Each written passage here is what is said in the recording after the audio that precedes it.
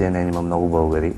Има доста българи, са много кадърни в различни редакции. Има и редактори, в спортна редакция има един редактор, който със спорт се занимава, младо момче, редакторка в международната информация.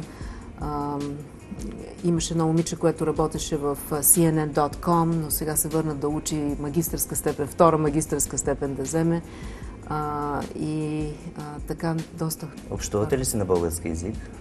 Общуваме си, да, но в работата се налага на английски също да общуваме, но и на двата езика си общуваме. С кого го упражнявате най-често, освен с родителите си? Най-често по телефона с родителите и когато говоря с сестра ми, по имейл, когато си кореспондирам с приятели по Фейсбук, по имейл. Тогава си пиша на български. Аз пиша на български с латиница, малко е смешно, но това ми е. И си чета доста българската преса, си чета доколкото мога, български книги, колкото мога. С вашето дете? Той вече се отделил сам, живее сам, с него и на двата езика, на смесица. Понеже той беше много малък, когато дойде в Америка и въпреки, че много държи на България, много обича, специално Пирина, планините, майка ми всъщност възпита в него едно такова чувство. Ходеха си на по 7 часа походи из Пирина, но при него той всъщност израсна в Щатите и така английския му е по-силен език, така че гледаме така и на двата езика, но английския му е по-силен език, за съжаление, но така, наноси България в сърцето си. Кога си да той за последно? Преди няколко години.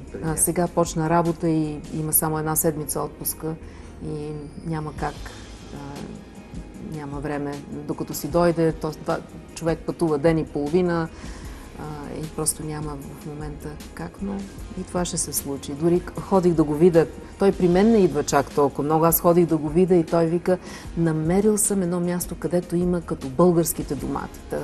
Веднъж седмицата, половин час, ходи при един фермер, лично си купува домати, които наистина се доближават до българските домати и така много милее за шопската салата, и казва на приятелката си, ти да знаеш какви зеленчуци има в България.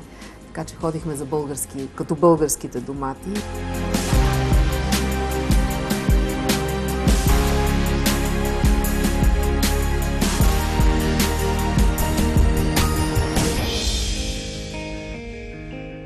Емоционален човек ли сте? Мисля, че съм емоционален човек, да. А работохолик? Трябва да си призная, че доста си поработвам, но се старая някакъв баланс да имам в живота, но работата ми е такава, че човек не може да престане да не мисли, да не чете, да не се интересува. И смятам, че в такъв смисъл не съм работохолик, просто имам интерес към информацията, към хората, към това, което мислят, което е част от работата ми.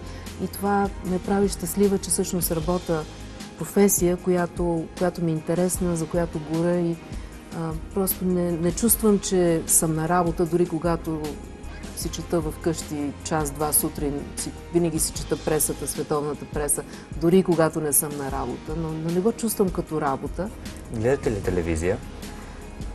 Поглеждам си, да, но повече новини, документални филми, понеже работя обикновено вечерно време в момента и нямам толкова време за сериали, Била сте водеща на телевизионно ток-шоу.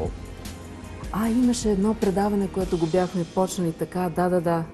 Какво беше това? Малко преди да заминете, то е било по-магазинно предаване. Да, почнахме тъмън да го развиваме, да. Аз бях много раздвоена, като ми се обадиха от CNN. От една страна просто не можех да повярвам, че ми предлагат работа за една година. От друга страна пък толкова така ходехме на работа с такъв мерак, нали, че всъщност създаваме нещо по-голямо от себе си, нещо за бъдещето на България, нов вид медия, нов начин за поднасяне на информация, обективност и така нататък и раздвиженост. И просто имахме такава свобода да си създаваме каквото искаме. И точно това беше това предаване, аз съм забравила, което в момента просто си го измисляхме. И бяха много хубави времена и много качествени хора имаше около мен и до ден днешен, тези повечето с които работех, си поддържаме някакви връзки. Нали, вече са минали повече от 20 години, но те са ми в сърцето и го знаят това нещо, че са ми в сърцето и дори да нямам винаги време да се видиме, да се видим винаги, поне ще им напиша един имейл, поне ще се обадя.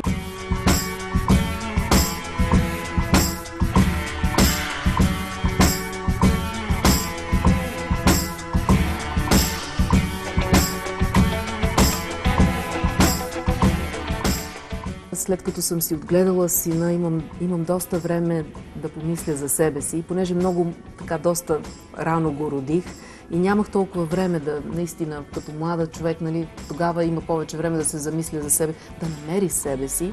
В момента така съм в един етап, който всъщност намирам себе си и правя това, което може би трябваше, когато бях на 20 няколко години да го направя, но е много хубав етап в живота, този етап, когато имаш време за себе си. Но не е лесно човек да е със себе си. Спора със себе си, когато се отдавам прекалено много на притеснения, на които не бива да се отдавам, така гледам да мога да контролирам някакси нещата, но от друга страна пък чета доста книги така за това как човек да намери себе си, как да бъде щастлив. И там обясняват в тези книги, че човек не бива да се противопоставя на нещата, които ще му се случат така и така от живота. Просто трябва да ги приема човек така по вълните, нали, да вървиш отгоре, просто да плуваш отгоре върху вълните, а не да им се противопоставяш, защото те ще повалят. Спортувате ли? Спортувам, да. В фитнес център хода и ходя също из квартала, в паркове. Гледам всеки ден или да се разходя, така по-дълга разходка и 2 пъти в седмицата да отида на фитнес. И там на тия машини, дето в началото, като ги видях за първи път в Америка, аз не бях виждала такова нещо. Ми се сториха, че това са машини за изтезаване на хора, нали?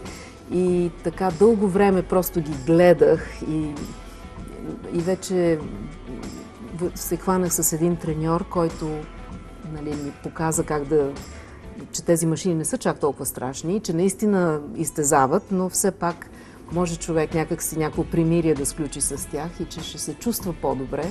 Обичам да изглеждам добре, да съм добре облечена. Когато не съм на работа, съвсем простичко се обличам с дънки, с някаква тениска и яке. Не обичам много да се замислям вече, като грим не нося, понеже в работата доста тежък грим се носи и почти не нося грим, когато не съм на работа. Гледам да си почина, но пък и обичам да изглеждам добре. Почнах на йога да хода веднъж в седмицата, когато мога, понеже доста така прочетох, че тя помага с стреса, така и човек наистина да намери себе си и така да сключи едно примирие с себе си. И няма за кого да готвя в момента, но се върнах към рисуването. Още от малка доста обичах да рисувам и бях престанала изцяло и трябваше наново така да се върна към това нещо. Моя баща много оценеше. Не съм имала кой знае какъв талант, но наистина с огромно удоволствие рисувах. И той знаеше, че това ми доставя огромно удоволствие. Той настояваше да се върна към това нещо и се върнах.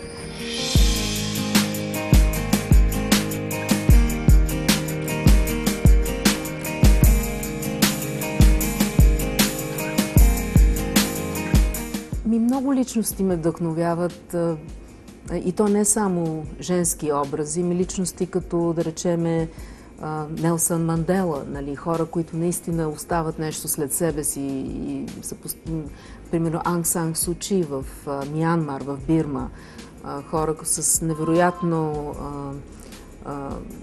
невероятно поведение и пример, който те дават в света за това как човек с достоинство може да живее и да се противопостави на диктатура, на военна диктатура и безкръвно и то в продължение на много години, но безкръвно да се лиши от семейно щастие и така нататък, за да постигне нещо по-голямо от себе си, както видяхме при нея. Всичките тези лишения доведоха до една промяна в нейната държава.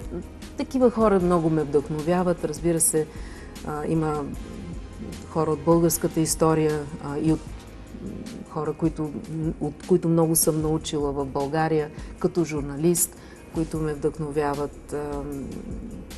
Мога да спомена Нери Терзиева, която намери време да ми се обади преди първата емисия от Пловдив, да ме пита как съм и да ми даде кураж. Просто такива хора, които много благородни, те те вдъхновяват с благородството си, с добронамереността си.